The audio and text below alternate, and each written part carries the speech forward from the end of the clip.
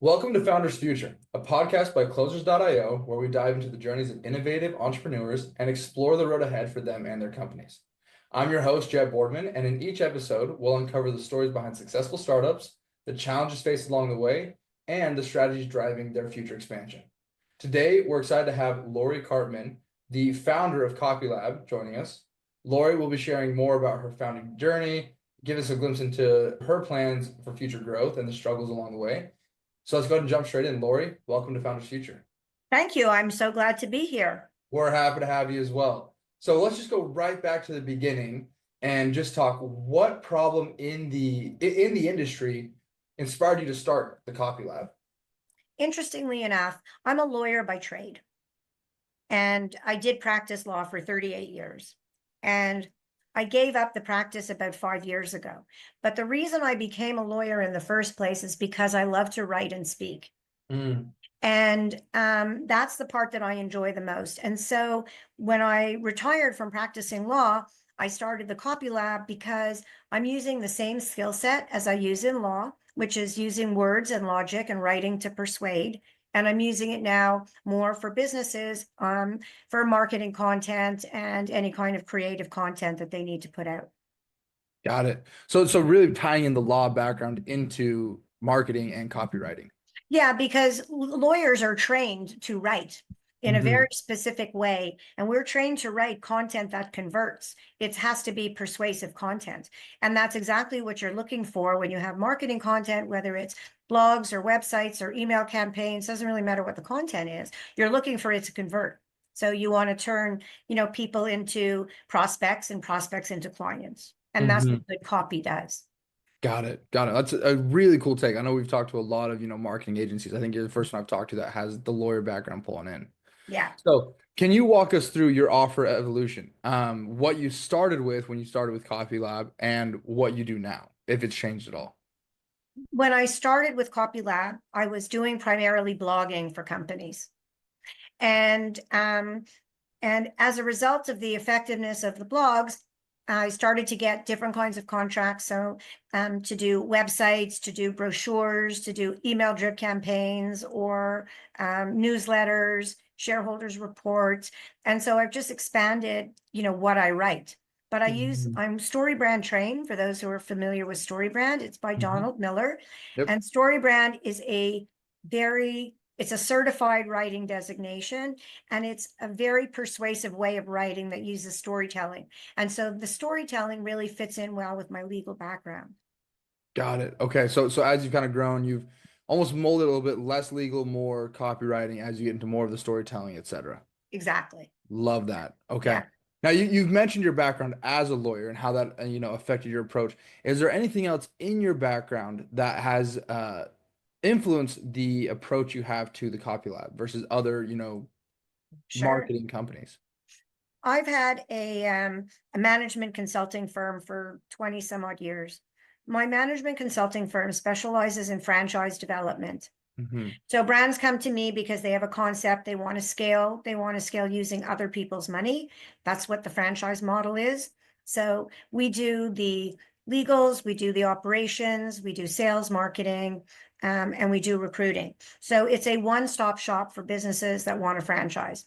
So as a result of that and being in that for 20 some odd years, I have literally worked in every possible vertical you could think of a business, whether it's anything from brick and mortar to home services to spas and, anything in between, food service. So it's given me a very varied understanding of a lot of different industries, which allows me to write better because I understand the background of the industry. Okay. So just the fact that you've had experience in so many other industries just gives you that edge. Yeah. Love that. Love that. Well, many founders face a moment where they, almost give up. Did you have one, whether it was with your consulting business or with Copylab, and how did you push through it? Well, I had a period of, this is probably about 15 years ago, a period of about 5 years in my life and career that were horrid. And within a period of 5 years, I lost my health. I was diagnosed with Crohn's disease, which is a debilitating everyday condition. Both my parents passed away. I lost a child, and then I got divorced. Wow. So all of those things put together, and after I got divorced and being sick and not being able to work, ultimately I had to declare bankruptcy because I just couldn't sustain myself and my kids. Mm-hmm. So that was a really challenging time. Although, most people look at bankruptcy negatively, and I didn't, because bankruptcy is there to help people who very often through no fault of their own have these humongous debts that they could never pay back in their lifetime. So for me, it was a refresh and it was a restart. So I got to restart at zero, Mm. which is when I formed Lori Karpman and Company, the management consulting firm. Wow. Wow. Well, I'm sorry to hear. I mean, that's an incredible story.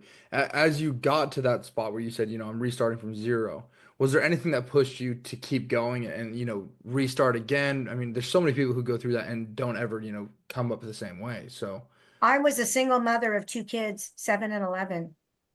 I had to work. That mm, working, was not an option for me. But I also knew about myself at that point that I can't work for other people. And so that's why I decided, okay, I'm not going to look for a job. I'm just going to open my own firm. And that's what I did. And, knock wood, that was 20 some odd years ago, and it's been quite successful. I love that. I love that.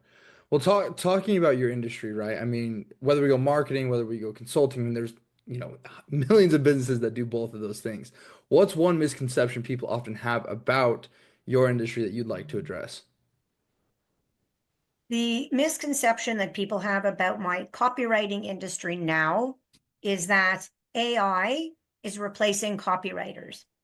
And that's actually not true, because there are a lot of people that are using ChatGPT or AI to write their own content, but the content isn't converting, because Mm, you really need someone who is going to write and then is going to personalize the materials, put them into the voice of the client, create a story around it that's compelling, that's going to convert. And AI doesn't do that. So the people who come to me are people who are executives. They're busy. They don't want to play around with ChatGPT and try and do it themselves. They just want it off their plate and they want it done right. And so mm. those are primarily the companies that I work with. Got it. Got it. Okay. So kind of, moving forward, talking about the current business model, right? And how you perform things like that. Can you walk us through, let's say with the Copylab, how you decide to like how you generate revenue, what the core offer really is, like what you're offering to people, and how you decide how to price things out? Well, the core offering are websites, blogs, email drip campaigns, newsletters, and brochures. And then, but I also do, so I'll do something for someone, I do a brochure for them, and then they'll say, well, can you do my LinkedIn profile? And then they'll say, well, can you optimize my website? So it usually starts with one piece, Mm-hmm. and knock wood, people like my work. And so they come back to me for additional things after. So I really build up a portfolio. And the longer I do that with the client, the better I can represent their brand. Right, right. So you operate heavily on a almost earn your business type of setup where I'll Yeah, do one thing and I'll show you how good I am, and you'll want to correct. pay me for everything else. Yeah. And I charge on package fees. So I don't charge by the hour. I don't charge by the minute. I charge by the project. And doing that makes it much more cost effective for the client and sustains a better revenue for me. Got it. Got it. Okay. And when you're offering this core package, I mean, do you change the initial engagement based off any like if they have nothing, is it different than if they have an already built out profile, or do you kind of restart everything from zero? I restart from zero, because if they're Okay. coming to me, it's because what they have isn't working. Right. Fair enough. So, right. So I Fair start enough. everything from zero.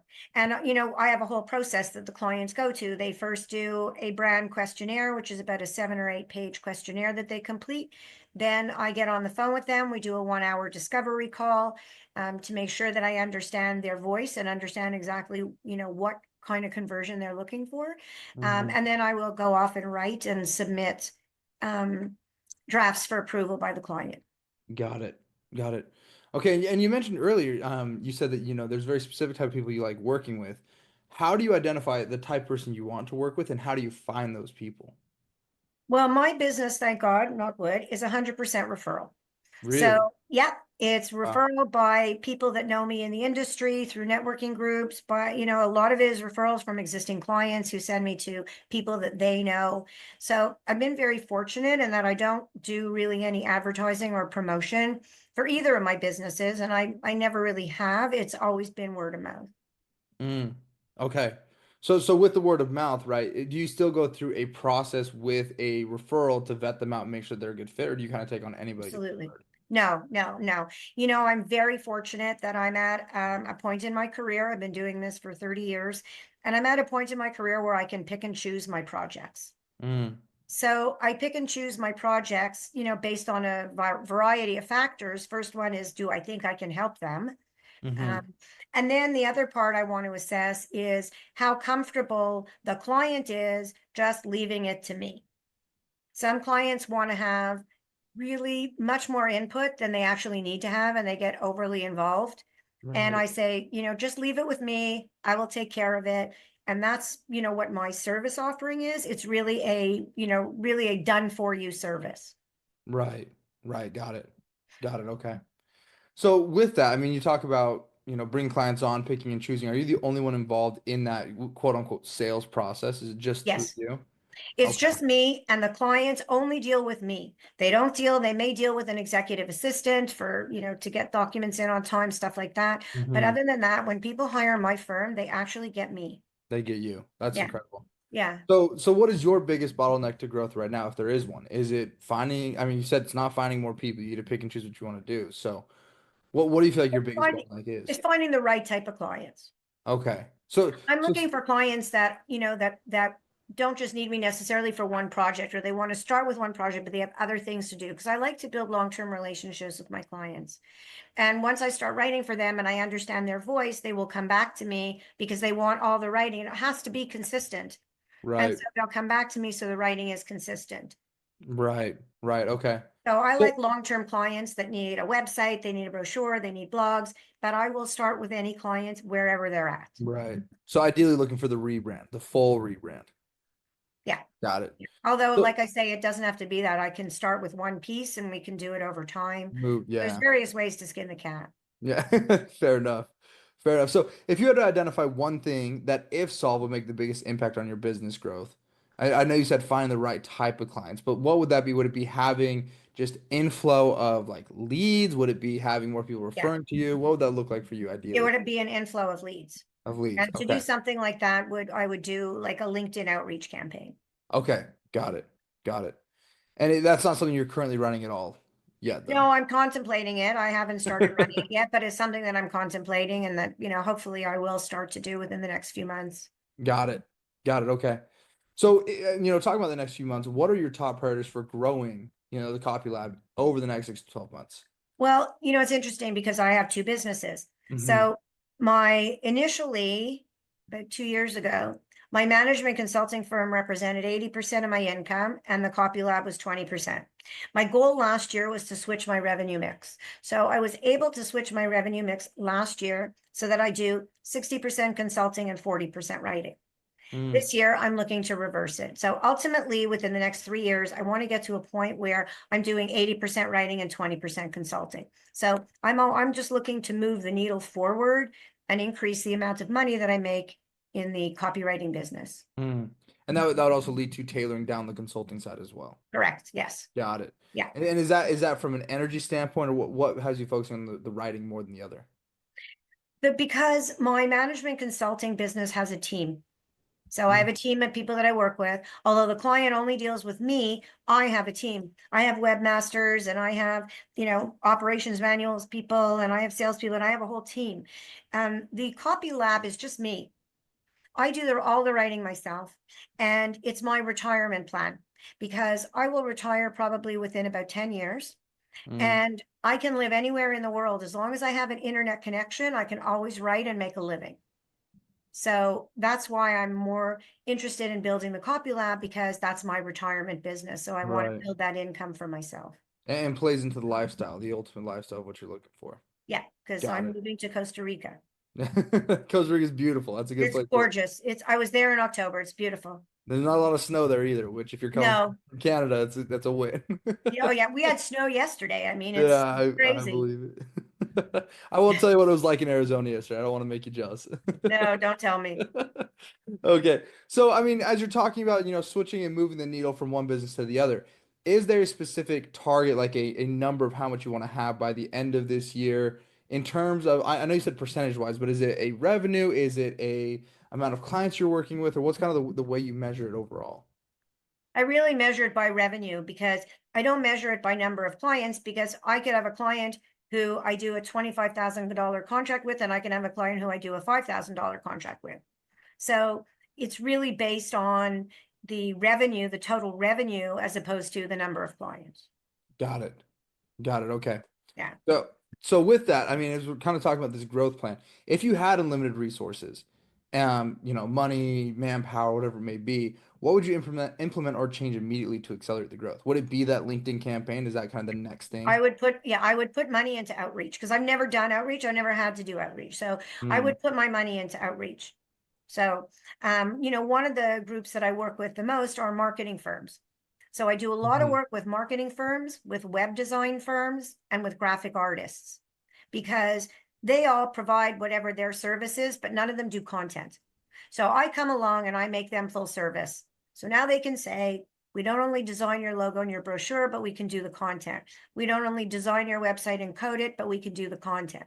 And that's important, because if you ask webmasters what's the number one thing that holds up their project, it's getting the content from the client. Mm, So now I'm hooking up with these service providers to make them more full service. So I'm starting to do a lot of white label work. right. Right. Okay. So I mean, as you're talking about like, the industry changing, you're growing, even just like the way that you're transitioning. How do you see your industry evolving in the coming years, and how are you positioning yourself to be ahead of that curve?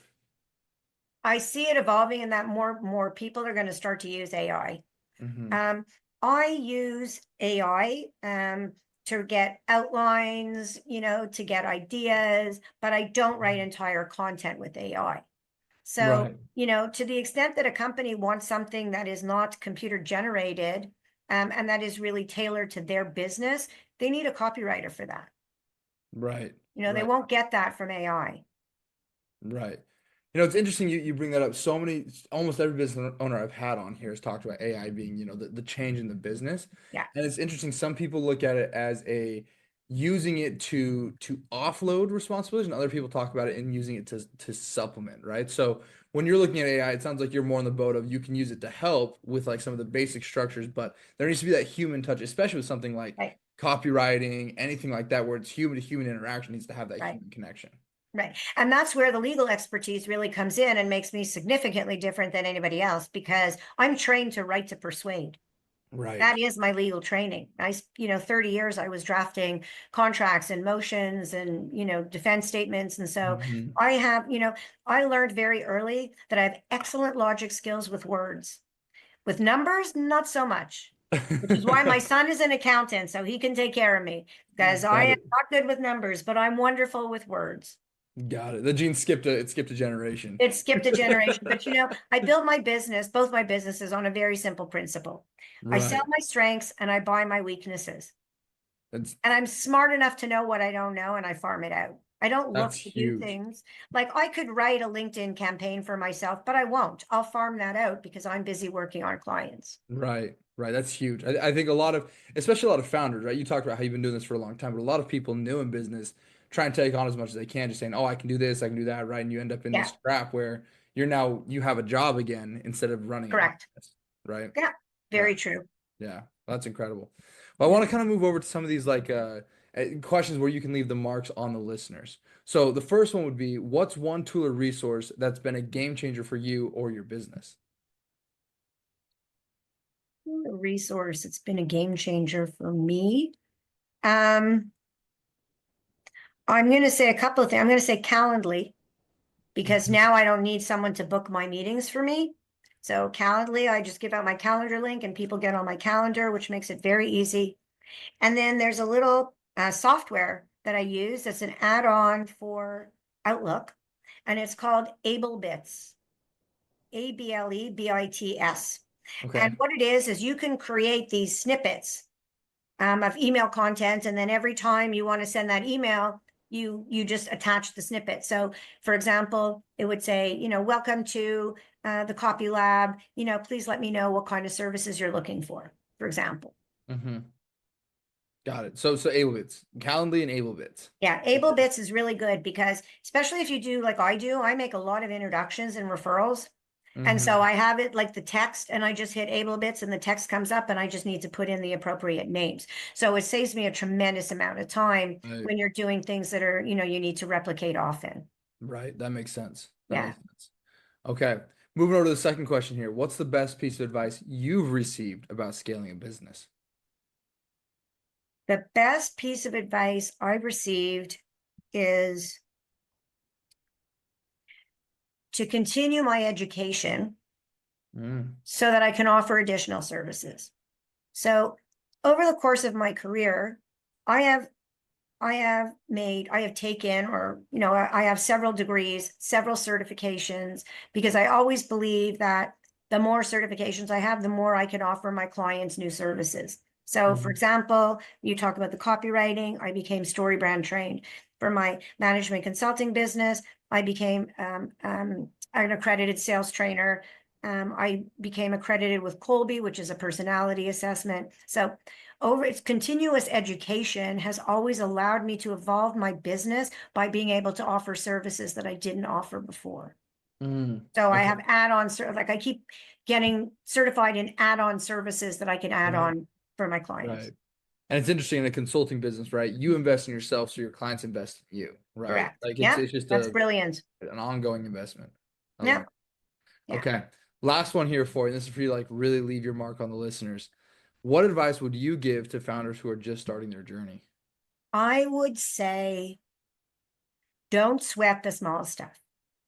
Because when you're starting a business, everything seems major and massive, but it's not. And that's why I tell people, if you're starting a business, get yourself a business coach, work with a management consultant, because they know what the potholes are. I know where the bones are buried, right? So it makes growing your business better because you're not doing it alone. And you're using, the advice of someone who's been in it, like myself, for, close to 40 years. So I always say, be smart enough to know what you don't know, which comes back to the sell your strengths and your weaknesses. I mean, that's really my business philosophy, is to sell my strengths and buy my weaknesses. Right. I was going to say that ties it directly back in. So the biggest thing is just making sure that you know what you don't know, what you know, and you pay attention to those and invest in what you need. Yeah. And I don't try to make myself an expert in what other people do. Could I learn LinkedIn, and could I learn the algorithms, and could I do the outreach myself? Absolutely, I could. Sure. But it's not a good use of my time, because someone else who knows how to do it is going to do it faster. They're going to do it better. So why would I waste my time doing that if someone else can do it cheaper, faster, and better? And that's, a lot of people don't want to delegate. They feel that they're giving up control, and delegating is the smartest thing that you can do to grow your business, because you have to make it so that you're not irreplaceable. So you need to have other people on your team that can take over different parts for you. Right. That's incredible advice. We'll leave that off as the last tidbit for the listeners today. Lori, it's been incredible having you. Thank you so much for jumping on, sharing your thoughts, your insights. For anyone who is looking to connect with Lori, again, her name is Lori Karpman. You can find her on LinkedIn. She's the founder of the Copylab, if that helps you locate her or identify her. And to our listeners, if you enjoyed this episode, don't forget to subscribe to Founders Future wherever you listen to your favorite podcast. You can also find more resources and insights at closers.io, where we're dedicated to helping businesses accelerate their sales and marketing efforts through world-class systems and playbooks. Until then, keep climbing, and we'll see you on the next one.